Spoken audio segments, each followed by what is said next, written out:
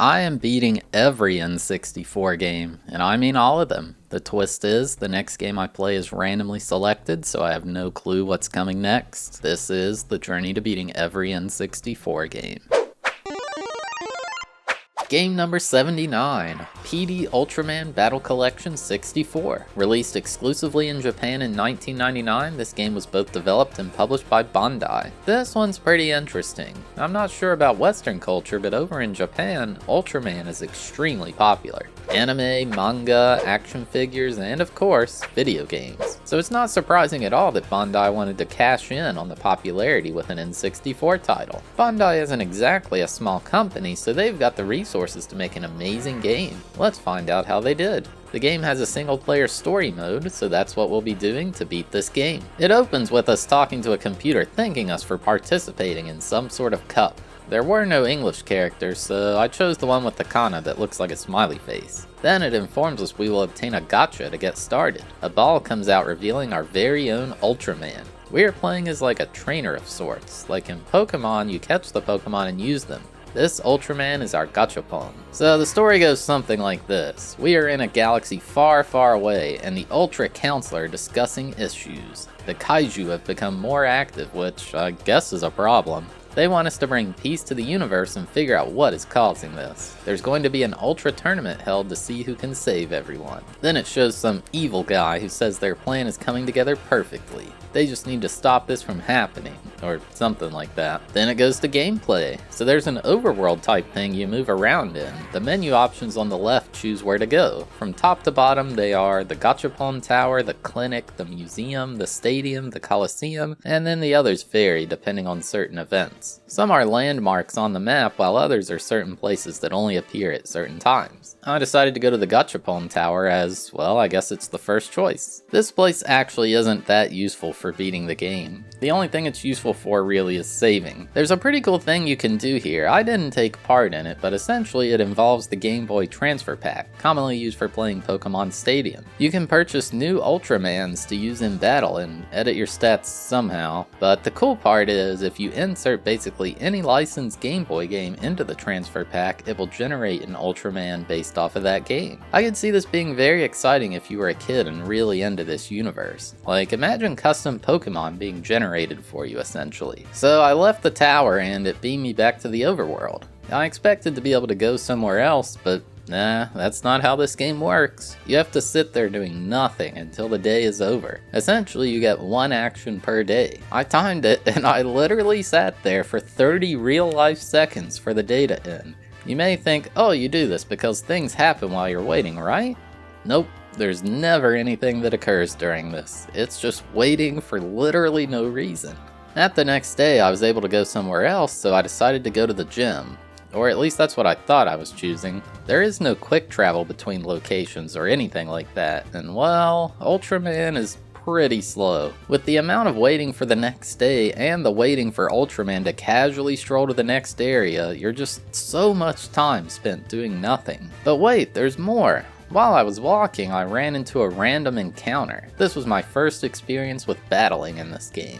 It's an active time battle game similar to something like Final Fantasy VII. You wait for your activity meter to fill up before you can do an action. And it feels so insanely slow. It took over 20 seconds for either of our meters to fill up. Why does this game make you sit and do nothing so much? Oh my god. The enemy was way stronger than me, so I just ran away. Since I got wrecked so badly, I decided I'd make my Ultraman train to toughen up a bit. You can choose to train or play as your one action instead of moving somewhere. And as you might expect, it doesn't simulate the training. You sit there and watch him punch over and over for 30 seconds straight. Sometimes when a new day hits, there will be an earthquake. This causes a new area for you to explore to appear. In this case, it was a cave, but I decided to ignore it for now and train some more instead. I got into another battle shortly after and I learned something new. Mashing the 4 C buttons will make your activity meter fill up a little bit faster, which can give you the upper hand in a tough battle. So for every battle from here on out, I was button mashing all 4 of those. I only got a small amount of arthritis from this playthrough. I kept punching and kicking this other guy, and it seemed this was a more favorable matchup for me. You might notice the green meter under my HP at the top. You gain a notch in this every time you attack, and it's like an energy bar basically. Certain special attacks will require you to expend energy to use them. I start out with just a double kick move, but it deals a bit more damage than the regular attack. After a tough battle, I knocked whatever this thing is down for the count. I gained 60 XP and reached level 2 for my efforts. I decided to head to that cave from the earthquake earlier to see what it was all about. You'd think it shows you what happens as soon as you enter, right? But nope, not in this game. You have to wait a full in-game day for anything to happen. After waiting, it shows Ultraman walking into the cave. Inside, I found an attack item. There are items you can obtain to heal or boost certain stats during battle. And of course, after leaving the cave, I had to wait for the day to end cause Ultraman can't overwork himself, you know, just too much effort. Next, I figured I'd head to one of the gyms that appear occasionally. Both gyms and item shops will appear and only stay for a few days. So I had Ultraman go in and kick the air a bunch, which caused him to gain 7 points in defense. Going to a gym is extremely efficient for leveling up your Ultraman rather than just training outside. The stats on the right are Ultraman's HP, attack, defense, speed, luck, and SP, which is some kind of energy thing in battles, I believe. So after training for a few days, the gym was gone. However, a new cave was there, and I wanted some more treasure. I waddled my way over to the cave and went inside. This time though, there was an enemy inside, and it got a sneak attack off on me, and I ran off empty-handed. This took well over half my HP away, and I was in big danger. Not only that, it took away all of my energy. In the top right, that lower value is your Ultraman's energy level. If it's too low, you can't do anything. It's easy to just rest for a day to make it back though. After eventually making it back to the clinic, I looked more into the menus and found something amazing. That attack item I got from the first cave was actually 20 attack up items. These are not the ones used in battle, but rather outside of it to permanently increase your stats by 2, and I had 20 of them. My attack went up from 24 to 64, which that's insane for the early game. With my new steroids, training powers, I fought a bunch of random battles and climbed to level 4. I figured I'd try my hand at what I felt would progress the story, the stadium. It shows a background with super bright lights and yep, sure looks like a stadium. Essentially, you enter a tournament and have to beat a series of opponents to win. My first match was against an enemy called Jamila. It shows this ridiculous over-the-top entrance animation for both fighters, like... It looks like something straight out of pro wrestling. I was worried I might have come here too early, but that wasn't the case at all. My attacks were doing around 60 damage while the other guys were doing 1. Yeah, this fight was free. Attacks during battle have animations that seem like they have the potential to be really cool. I don't know if the technology just wasn't there for them or what, but they're generally very laggy, and they just take so long to finish. It really takes you out of the battle, although so does waiting ages for the activity meter to fill up. The sounds for the attacks are really compressed as well, and it just doesn't sound very great. Nice. The music is very good though, I think. I'll admit, it's quite catchy, even if it drives you nuts after hearing it for so many hours. But yeah, all these fights were extremely free, seeing as I only took 1 damage from each hit. After that I fought Pigmon, who's just an insanely creepy looking, and then I fought Twintail, which is a huge worm thing that moves on its head. And finally I fought Godora, which I think is a gray shrimp. After winning, it showed me standing on some crystals with confetti everywhere, and it said I increased to the next battle class. You have to win a lot of these tournaments to reach the highest battle class, with it getting tougher and tougher as you move up. I wandered around for about half an hour, really because I couldn't make it to the stadium safely, and I had to walk back to heal. Seriously, it takes way too long to go anywhere in this game. But anyway, another earthquake happened and a tower appeared instead of a cave this time. Inside the tower was this cool looking blue place, and Ultra Dad was waiting there. He says the fate of the world is in our hands and gave us money. 8,800 actually, which was like 6 times higher than what I had before. Ultra Dad is making bank. Then I went to a cave and was attacked once again. Yikes. This time though, another Ultraman named Zophie showed up. They saved me and actually increased my HP by 30. Heck yeah. Essentially, the caves and towers are RNG.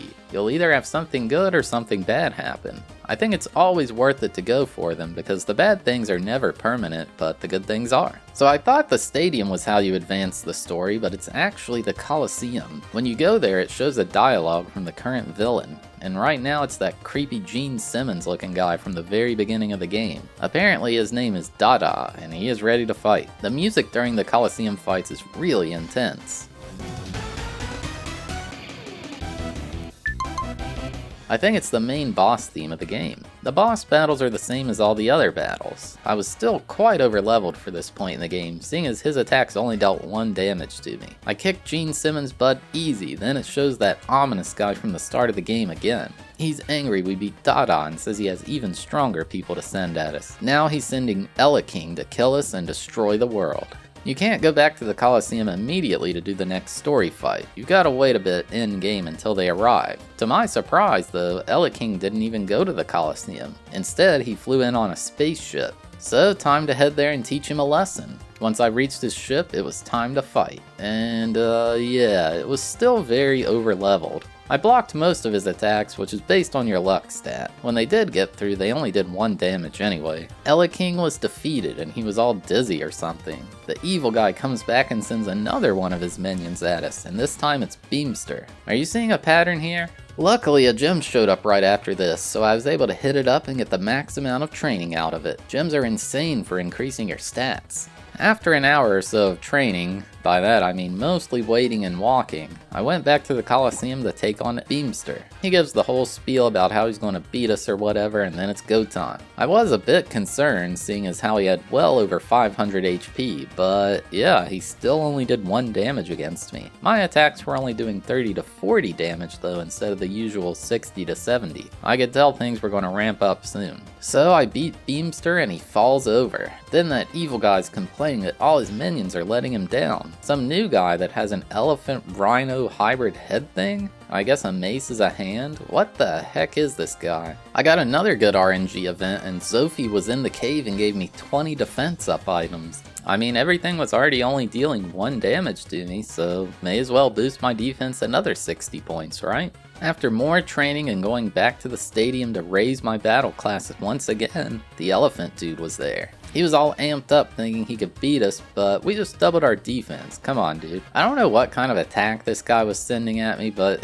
it looks like it comes out of his butt, and it still only did 1 damage. I was level 8 now, and you unlock new abilities to use in battle as you level up. Some of them simply deal increased damage, and others raise your stats in certain ways. I had now unlocked an insanely strong attack. I'll just call it the Ultra Beam. The animation for this is so laggy, like, I think it drops down to like 3 FPS. But despite the lag, it deals double the damage over all my other attacks. After beating this guy, Ultra Dad shows up and says we beat the current champion, so now we're the champion. Not really sure what I'm the champion of, but I think this puts a big target on my back. He says it's up to us to guard the planet from all the invaders. Then it cuts back to the evil guy, and this thing looks like alien Kurt Cobain. What the heck are these designs, man? I guess he was the evil person all along, and he says all his minions have fallen, so he's going to stop us himself. He flew in on his alien spaceship, and it was time to fight. He's all like, "You think you can beat me? Think again." I was actually pretty worried because he had over 1000 HP, and my first attack only dealt 21 damage to him. But then when he hit me, it still only did 1 damage. Man, my defense is just insane. He used some special attack with his knife later on, and it actually did decent damage to me.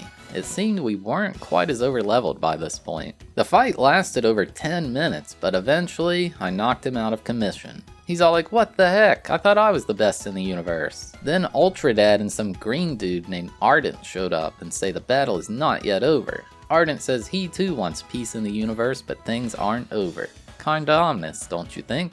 Later, it cuts to 2 evil dudes who look a lot like Ardent, but they're red and blue. They thought evil Kurt Cobain could take us down to do their work for them, but I guess that's not the case. Turns out these guys want to take over our planet as well. Troubling times in the universe, I tell ya. The translation tool I was using kept messing up and thinking one of the evil guys' name was Arby's, so that's what I called him. They decide to send the Armored King to deal with us. He's a creepy dinosaur thing wearing a tuxedo vest. Armored King was waiting at the Coliseum for us, and I figured I've been whooping everybody's butt so far, so may as well get this guy, right? The Armored King had nearly 1300 HP, and my attack only dealt 2 damage to him. However, his attack only dealt 1 to me. I figured this would just be the world's slowest battle with me winning, you know? I'm dealing double his damage. That's when he powered up. He raised his attack by 75, and then his next attack drilled me. It was going to be real close, but well, I just didn't have enough. He hit me big, and I died for the first time in the game. When you lose a fight, you spawn outside with 1 HP, so it's not like a game over. With this guy being too strong for me and presumably even stronger bosses coming, it was time to train. I went to any gyms I could find, and I went to the stadium to continue raising my battle class to the highest it could go. I believe raising your battle class doesn't affect your stats at all, but it needs to be the max to finish the game anyway. After over an hour of training, I went back to kick the Armored King's butt. This time, my basic attack did 50 damage to him, which is insane because I was doing 1. However, he still had some big hits up his sleeve. He did the charge up move twice, then bit me, and it dealt 160 damage. This showed we were ahead of the curve, but bosses could still do some big hits on us if we're not careful. One thing I haven't talked about in this game is how each creature in this game has a class. I think it's supposed to be similar to types in something like Pokemon, but also I'm not too sure. My Ultraman was Speed class, and I had an ability that tripled my battle speed. This would usually allow me to get 3, even 4 attacks off before the enemy got 1. It was the key to success. I beat the Armored King with relative ease, then he decides he's called the non-Armored King from now on. Then it cuts back to Arby's and the other guy who I called Hardee's. So Arby's and Hardee's, they can't believe the Armored King was defeated. This time, they send Zetora to kill us. Zetora is like this creepy brown thing with big curved fangs. I figured I'd try fighting Zetora immediately.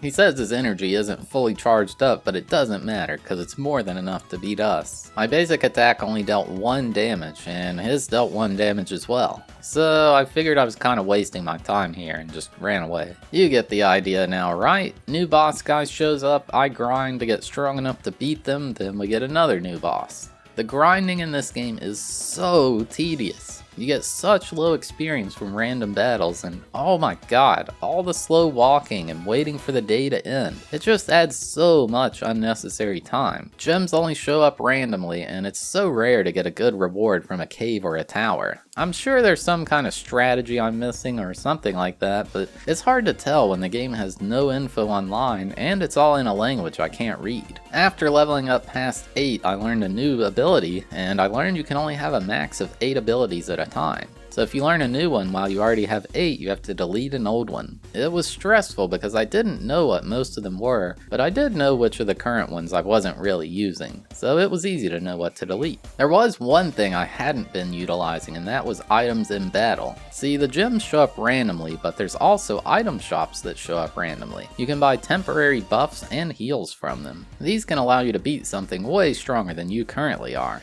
I used this along with a new power-up attack I had to deal some insane damage to Zetora. 223 damage. That is nuts considering I was dealing 1 before. With this new knowledge at hand, I was able to beat Zetora, which seemed impossible before. Sure, there was like 3 hours of grinding between this and the last battle, but still. He's absolutely flabbergasted that we won and falls over. Now Arby's and Hardee's are even more upset their minions aren't stopping us. They decide to send Goramila next. This thing is absolutely terrifying.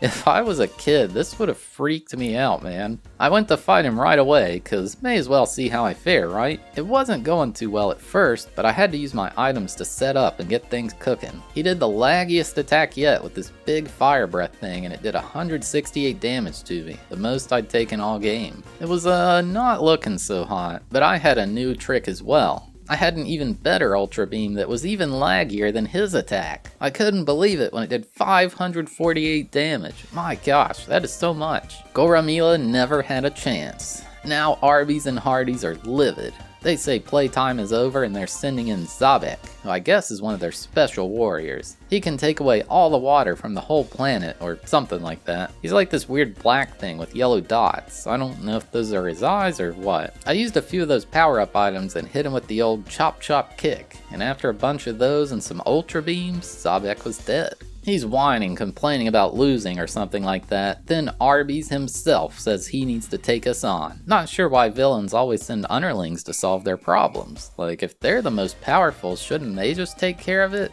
Maybe they're just all lazy, I don't know. Well, despite being lazy, Arby's definitely had the skills to back up his position. His speed was so high that he got 2 turns off for every one of my turns. It made it really annoying to try to set up with powerful items. And oh my god, is that my Ultra Beam?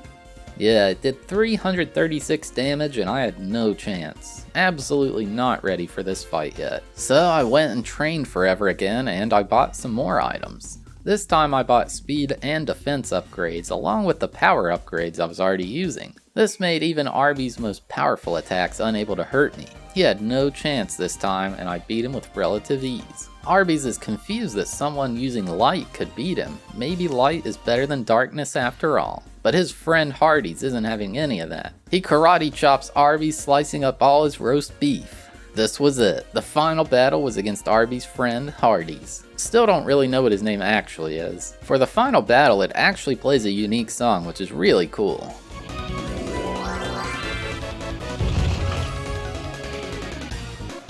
Basically, I just used literally all the power-up items I had remaining since this was the end of the game. It took quite a while, but it was worth it, I think. I hit Hardee's for 300 damage with my beam attack, and I knew I had this one in the bag. It seems kinda broken that you can use the power-up items uncapped, like even the final boss has no chance. After beating him, he's just astounded that he could lose to us. He's so confused that light could prevail over darkness. But Ardent shows up again and says he wants them to go back to the way things used to be, before Hardee's and Arby's became evil. The warmth of light is what gave Ultraman the strength to win. Then it shows Ultra Dad, who says we did a great job and the monsters have stopped attacking. We truly saved the entire universe. And then the credits roll. Game complete. So yeah, there you have it. My journey to beating PD Ultraman Battle Collection 64. Man, this game had so much potential, and they just blew it on nearly every front. The graphics just weren't very good, the battle animations were pretty lacking compared to something like Pokemon Stadium, not to mention the insane lag they introduced. Then there's all the slow walking, the waiting between events, and oh my god, I was just constantly frustrated playing this. The language barrier certainly didn't help things, but I've enjoyed other Japanese titles way more than this, so it's not just the language. I think this game had huge potential, but I don't know, there's just so much wrong with it. I could not recommend this any less. The only good thing I can say about it is I like the music. I gave it a 0.5 out of 10 for enjoyability and a 3 out of 10 for difficulty. Hey, thanks for watching the video. Have a sneak peek at the next game. There are 312 games on the list and anything could be chosen. What will we get? 3, 2, 1. 52, what is that? Oh shoot, we were just talking about this game. Alright. We are playing Command and Conquer. I think it's good that we got this before StarCraft, because this will get me, the strats and stuff. But yeah, if you made it all the way to the end, thank you so much for watching. I really appreciate it. If you enjoyed the video, consider giving it a like. It helps the channel a lot. And if you like this series, make sure to subscribe so you don't miss out on the next one.